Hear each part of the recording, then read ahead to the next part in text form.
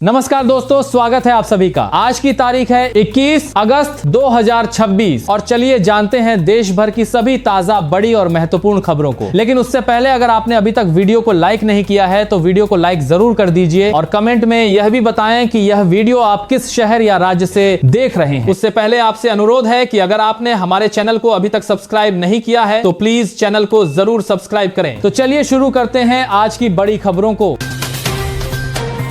चीनी के दाम ने आम आदमी की जेब पर बड़ा असर डालना शुरू कर दिया है। पिछले 20 दिनों में चीनी की कीमत करीब 20 रुपए बढ़कर 45 से 65 रुपए प्रति किलो पहुंच गई है। 20 अगस्त को कई बाजारों में चीनी का भाव 65 रुपए प्रति किलो से ज्यादा बताया जा रहा है। E20 प्रोग्राम के तहत एथेनॉल बनाने में गन्ने के इस्तेमाल को भी चीनी की कीमत बढ़ने की एक वजह माना जा रहा है। इसका सीधा असर घर के बजट के साथ साथ मिठाई, बेकरी, बिस्किट और कोल्ड ड्रिंक जैसी चीजों पर पड़ सकता है।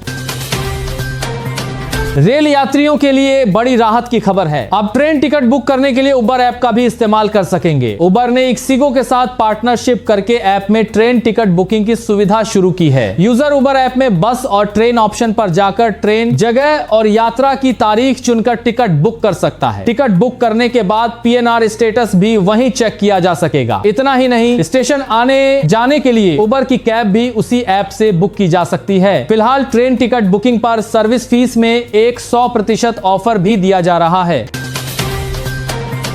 बिहार सरकार ने सोशल मीडिया क्रिएटर्स के लिए बड़ा ऐलान किया है। बिहार कैबिनेट ने सोशल मीडिया पॉलिसी में बदलाव को मंजूरी दी है। अब सरकारी योजनाओं और कार्यक्रमों पर वीडियो बनाने वाले कंटेंट क्रिएटर्स को 1 लाख व्यूज पर 10,000 रुपए दिए जाएंगे। इसके लिए क्रिएटर्स का सरकार के पैनल में शामिल होना जरूरी होगा। एक वीडियो पर अधिकतम 1 लाख रुपए तक का भुगतान किया जाएगा, यानी 10 लाख व्यूज मिलने पर भी अधिकतम 1 लाख रुपए ही मिलेंगे। सरकार का मकसद सोशल मीडिया के जरिए सरकारी योजनाओं और कार्यक्रमों की जानकारी ज्यादा से ज्यादा लोगों तक पहुंचाना है।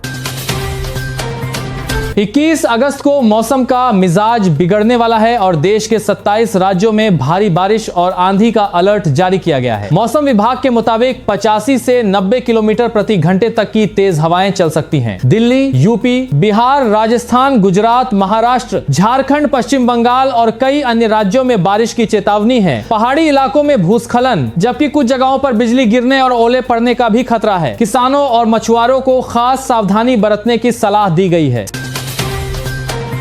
CJP आंदोलन में पुलिस कार्रवाई की अब जांच होगी। सुप्रीम कोर्ट ने 5 सदस्यीय हाई पावर कमेटी बनाई है, जिसकी अध्यक्षता सुप्रीम कोर्ट के पूर्व जज जस्टिस R सुभाष रेड्डी करेंगे। कमेटी 20 जुलाई के संसद मार्च के दौरान पुलिस और पैरामिलिट्री की कार्रवाई की जांच करेगी। इसमें pellet gun, lathi charge, electric baton और आंसू गैस के इस्तेमाल के साथ साथ महिला प्रदर्शनकारियों के साथ हुई कथित कार्रवाई की भी जांच होगी। कमेटी यह भी देखेगी कि प्रदर्शनकारियों पर जरूरत से ज्यादा बल तो नहीं इस्तेमाल किया गया।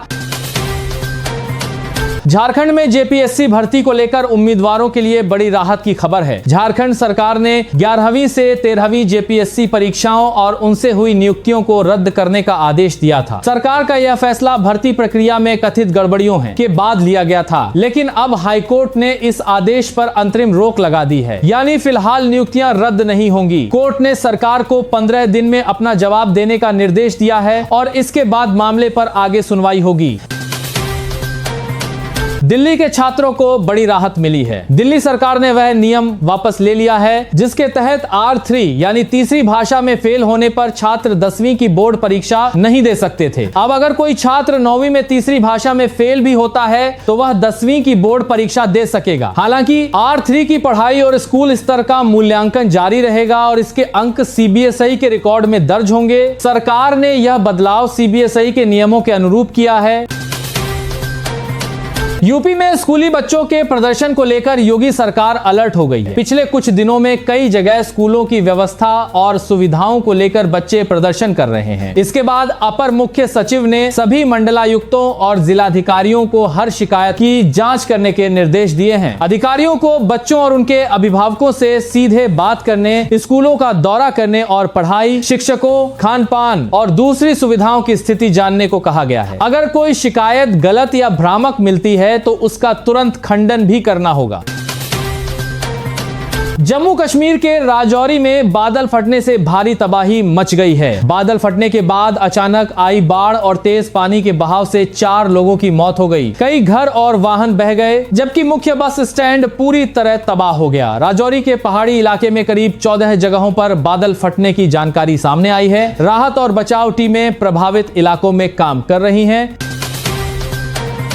तुकाराम मुंडे की सख्ती का असर अब मुंबई के स्कूलों की कैंटीन में दिखने लगा है। FDA यानी खाद्य एवं औषधि प्रशासन की सख्ती के बाद स्कूलों ने कैंटीन का मेन्यू बदलना शुरू कर दिया है। वड़ा पाव, समोसा, चिप्स और कोल्ड ड्रिंक जैसी चीजें मेन्यू से हटाई जा रही हैं। इनकी जगह अब इडली, डोसा, पोहा, उपमा, खिचड़ी और फल जैसे हेल्दी विकल्प दिए जा रहे हैं। इस कदम का मकसद बच्चों को ज्यादा पौष्टिक और सुरक्षित खाना देना है।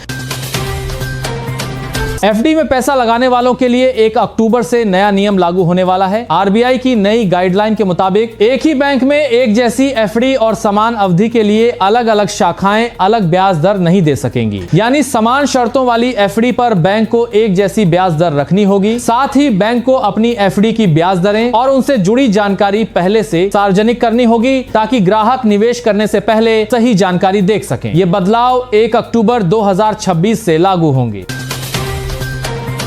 सरकारी स्कूलों की बदहाली पर अभिजीत दीपके ने महाराष्ट्र सरकार को घेरा है। उन्होंने लातूर के एक सरकारी स्कूल का दौरा करने के बाद आरोप लगाया कि कई स्कूलों में बेंच, शौचालय और दूसरी बुनियादी सुविधाएं तक नहीं हैं। दीपके ने महाराष्ट्र के स्कूली शिक्षा मंत्री दादा भुसे के इस्तीफे की मांग की और कहा कि मंत्रियों के कुत्तों को भी छात्रों से बेहतर सुविधाएं मिलती हैं। उन्होंने यह भी कहा कि मंत्रियों और नेताओं को अपने बच्चों को सरकारी स्कूलों में पढ़ाना चाहिए, तभी उन्हें असली स्थिति का पता चलेगा।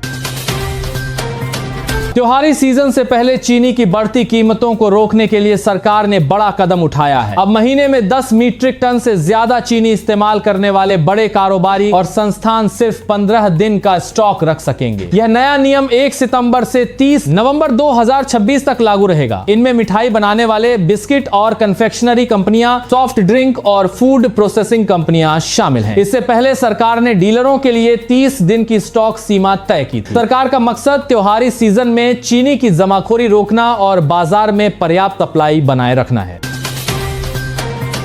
वंदे मातरम को लेकर कांग्रेस के फैसले पर अमित शाह ने बड़ा हमला बोला है। कांग्रेस ने वंदे मातरम के सिर्फ 2 छंद गाने का फैसला किया है, जिस पर गृह मंत्री अमित शाह ने सवाल उठाए हैं। शाह ने आरोप लगाया कि कांग्रेस ने 1937 में तुष्टीकरण की राजनीति के चलते वंदे मातरम को 2 हिस्सों में बांटा था और अब राहुल गांधी के नेतृत्व में पार्टी उसी फैसले को आगे बढ़ा रही है। उन्होंने कहा कि मोदी सरकार ने वंदे मातरम के पूरे गायन को लेकर फैसला लिया है और इसे सरकारी कार्यक्रमों में लागू करने का कानूनी प्रावधान भी किया गया है। भारत और जापान ने समुद्र में अपनी रक्षा ताकत बढ़ाने के लिए बड़ा कदम उठाया है। दोनों देशों ने समुद्री सुरक्षा को लेकर एक समझौता किया है। इसके तहत भारत और जापान मिलकर नौसेना के लिए जहाज बनाने और उनकी तकनीक पर काम करेंगे। जापान अपनी तकनीकी जानकारी साझा करेगा, जबकि भारत अपनी निर्माण क्षमता का इस्तेमाल करेगा। इसके साथ ही दोनों देश एक दूसरे के जहाजों की मरम्मत और रखरखाव की सुविधाओं का भी इस्तेमाल कर सकेंगे। इससे भारत की नौसैनिक ताकत और देश में जहाज बनाने की क्षमता को बढ़ावा मिलने की उम्मीद है। अयोध्या के सरकारी स्कूलों में बड़ा फैसला लिया गया है। अब यूट्यूबर सोशल मीडिया से जुड़े लोगों और दूसरे बाहरी लोगों को बिना अनुमति स्कूल में एंट्री नहीं मिलेगी। दरअसल कुछ लोग बिना अनुमति स्कूल और शिक्षकों की फोटो वीडियो बनाकर सोशल मीडिया पर शेयर कर रहे थे, जिससे पढ़ाई प्रभावित होने और शिक्षकों की गरिमा पर असर पड़ने की बात सामने आई। इसी वजह से जिला बेसिक शिक्षा अधिकारी ने आदेश जारी किया है कि स्कूल परिसर में फोटो और वीडियो बनाने के लिए भी पहले अनुमति लेना जरूरी होगा। आदेश अयोध्या के सभी परिषदीय विद्यालयों में लागू किया गया है।